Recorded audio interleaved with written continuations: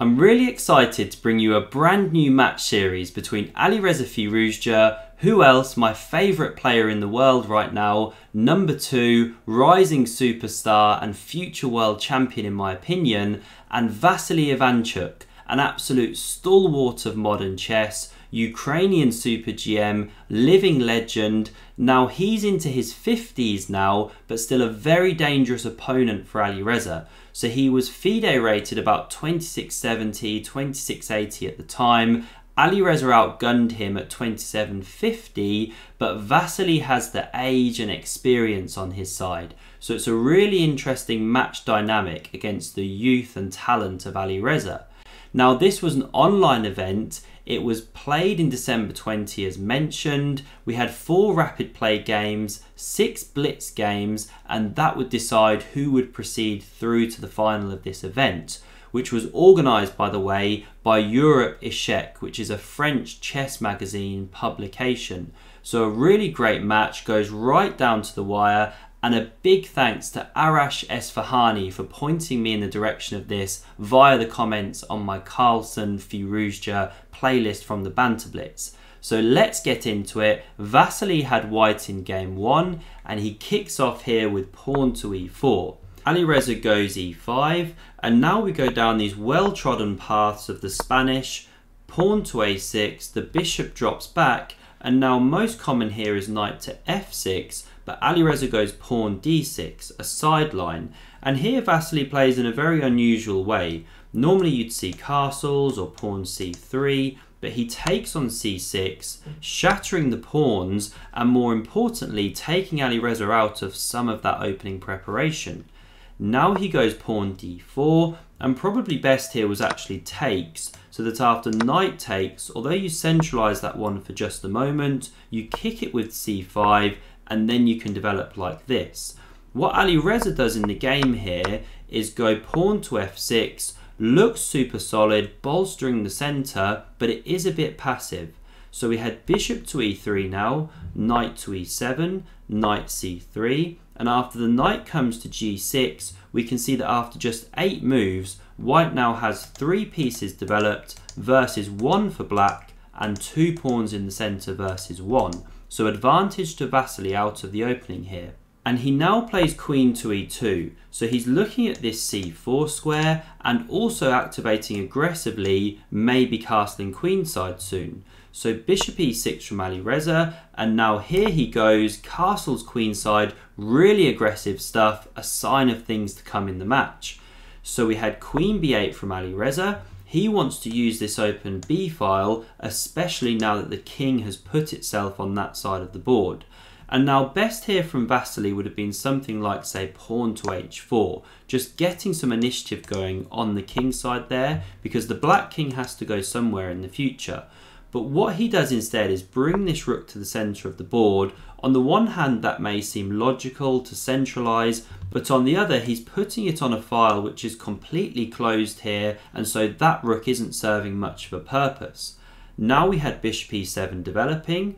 Pawn d5 was the follow-up from Vasyl, so he's trying to blow things open in the centre, but actually after captures, knight captures, the bishop tucks itself away on d8, and actually black is preparing pawn c6 soon to kick that knight away and start to liberate this bishop pair, which black has as a trump in the position. So rook to d3 was now played by Ivanchuk. Again, he should probably look at pawn h4, get some play going there, but first he's thinking about his queen side here. And Alireza now shuts down any kind of rook swing with queen to b5.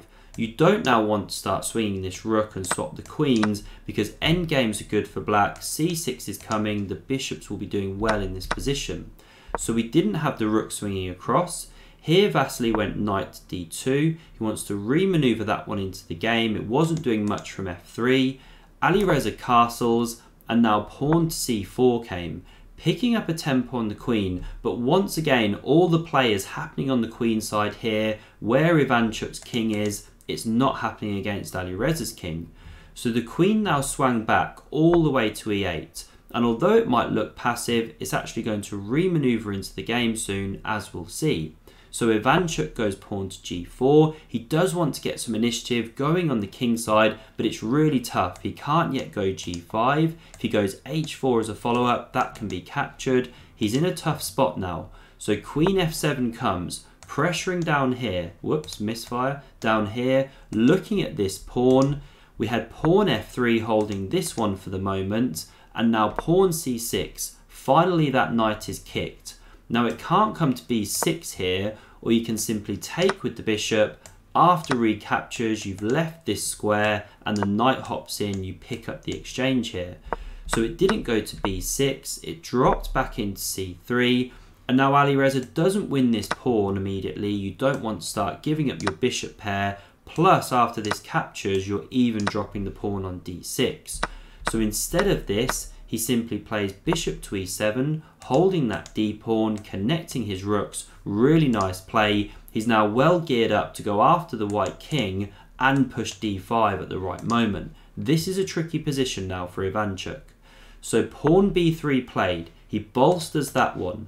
And now a5 from Alireza, really logical. That rook's not even yet had to move, but it's getting activated into the game down this file, as we can see. So Vasyl goes knight to a4, trying to blockade that pawn. The rook now came to the b file, looking for new activity down that half-open file. Rook d1 from Vasyl, so he's preparing to double on this file here, move this knight out of the way at the right moment, and it's tricky because the pieces are kind of on top of each other, as we can see. And Alireza could have immediately gone pawn to d5 here, just blowing up the position for his bishops. But instead he starts with rook to b4, putting some pressure here and here, and so rook c3 was played as a prophylactic move, defending this pawn some more, but now Alireza can blow open the position with pawn to d5. Now the captures here are forced. You can't let that pawn start kicking on to d4. The bishop recaptured, and after knight c4 from Vasyl, Alireza found a really nice way to continue the attack here. Can you guess the move he played? And if you're enjoying this video, don't want to miss the whole series, do hit that subscribe button to never miss one. So here Alireza played rook takes on a4. Knight h4 was also a good move there, by the way, attacking this weakened f3 point.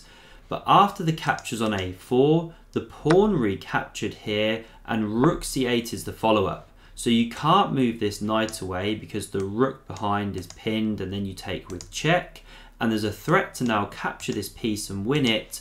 Vasyl comes up with the best move here, which is takes on d5, eliminating that powerful light squared bishop. We remember he gave up his own one earlier on, and it's come back to bite him. So the queen recaptured, rook c2 was played. Now that rook is defended and it's not on this c3 square all alone.